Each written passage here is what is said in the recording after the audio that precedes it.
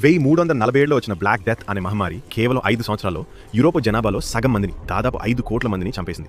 ఈ వ్యాధి ఎక్కడి నుండి వచ్చిందో, ఎందుకు అంత వేగంగా మాయమైందో నేటికి పూర్తి సమాధానం లేదు.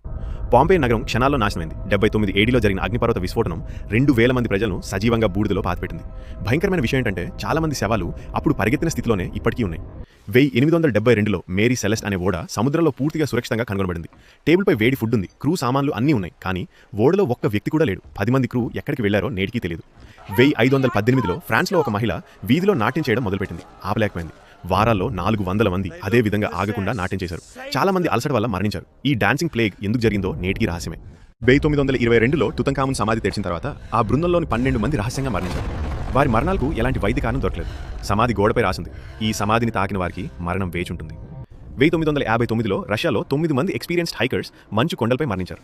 వారి గుడారం లోపల నుండి చింపివేయబడింది. వారి శవాలు కిలోమీటర్ల దూరంలో వేర్వేరు చోట్ల దొరికాయి. కొందరి వద్ద ఎముకలు విరిగాయి, కానీ ఎలాంటి గాయాల ఆనవాళ్లు లేవు. బర్మ్యూడా ట్రయాంగిల్లో ఇప్పటి వరకు 1000 కంటే ఎక్కువ మంది మాయమయ్యారు.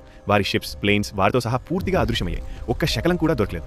శాస్త్రవేత్తలు నేటికి దీని రహస్యాన్ని ఛేదించలేకపోయారు. క్రీస్తు శకం 53లో రోమన్ సామ్రాజ్యపు 6000 మంది సైనికులు యుద్ధానికి వెళ్లారు, కానీ వారు మళ్లీ ఎప్పుడూ తిరిగి రాలేదు. వారి శవాలు కూడా దొరకలేదు. 2000 సంవత్సరాలు గడిచినా ఈ రహస్యం ఇంకా ఛేదించబడలేదు. ఈజిప్ట్లో ఒక పిరమిడ్లో ఇంకా తెరవబడని ఒక గది ఉంది. శాస్త్రవేత్తలు దాన్ని తెరవడానికి భయపడుతున్నారు, ఎందుకంటే దానిపై ఉన్న శాపం శాసనం లోపలికి వెళ్లిన వారు బయటకు రారు అని హెచ్చరిస్తోంది. 1590లో అమెరికాలో 115 మంది జనాభా ఉన్న రోనోక్ కాలనీ పూర్తిగా మాయమైంది. ఒక్క శవం కూడా లేదు. పోరాటం జరిగిన ఆనవాళ్లు కూడా లేవు. కేవలం ఒక చెట్టుపై చెక్కిన ఒక్క పదం మాత్రమే మిగిలింది, క్రోవటోవన్.